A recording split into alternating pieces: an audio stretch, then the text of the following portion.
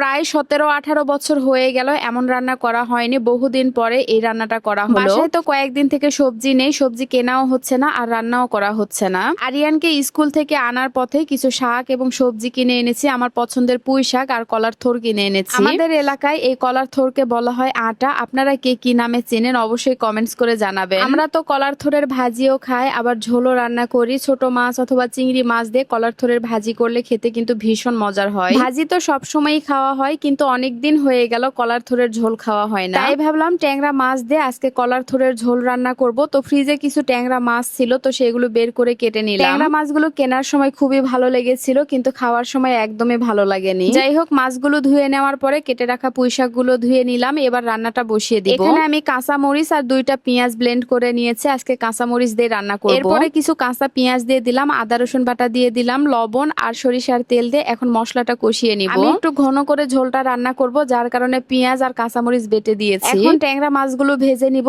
এই ট্যাংরা মাছগুলো খেতে তেমন স্বাদ লাগে না, তবে ভেজে রান্না করলে হয়তো স্বাদ লাগবে। এদিকে মশলাও কষানো হয়ে গেছে। দেখেন কত সহজে মশলা কষিয়ে নিলাম। এবার কেটে রাখা কলার থোর গুলো দিয়ে দিলাম, সাথে 2টা আলুও কেটে দিয়েছি। এবার ভালোভাবে কষিয়ে নিব। কষানোর জন্য সামান্য একটু পানি দিয়ে দিলাম, যেহেতু কলার থোর গুলো শক্ত তাই সিদ্ধ হতেও সময় লাগবে। ট্যাংরা মাছও ভেজে নেওয়া হয়ে গেল। ট্যাংরা মাছ ভেজে শুধু পেঁয়াজ দিয়ে ভুনা করলে আরো বেশি ভালো লাগবে। যাই হোক, এদিকে তরকারিও কষানো হয়ে গেছে। এবার ভেজে রাখা মাছগুলো তরকারির মধ্যে দিয়ে দিলাম। ঘরে যতই রান্না থাক না কেন, তারপরও প্রতিদিন রান্না বান্না করতেই হয়। গতকালকে তো 2বার রান্না করেছিলাম, সেগুলো ফ্রিজে এখনো আছে। গরুর মাংস রান্না করেছিলাম, একবেলা খেয়ে আর খাওয়া হয়নি, সবই ফ্রিজে আছে। একটা রান্না তো প্রায় হয়ে গেছে। এবার পুঁইশাক ভাজি করব। আগে থেকে সবকিছু জোগাড় করা থাকলে এভাবে গুছিয়ে রান্নাগুলো করা যায়, আর গুছিয়ে রান্না করতে আমার সবসময়ই ভালো লাগে। রান্নার সময় আর জোগাড়পত্র করার তাড়াহুড়া থাকে না, রান্না বসিয়ে দিয়ে ঘরের 2-1টা কাজও করা যায়। এদিকে রাইস কুকারে ভাতও বসিয়ে দিলাম, একসাথেই সব রান্নাগুলো হয়ে যাবে। একটা তরকারি রান্না করা হয়ে গেছে। এদিকে দেখি চুলার আগুনও নিভে গিয়েছে, অর্থাৎ গ্যাস শেষ হয়ে গেছে। অবশ্য পুঁইশাক ভাজিও আমার রান্না করা হয়ে গেছে, এখন নামিয়ে নিতে পারবো। কয়েকদিন আগেই কিন্তু গ্যাস উঠিয়ে নিয়ে আসলাম, এখনই শেষ হয়ে গেল।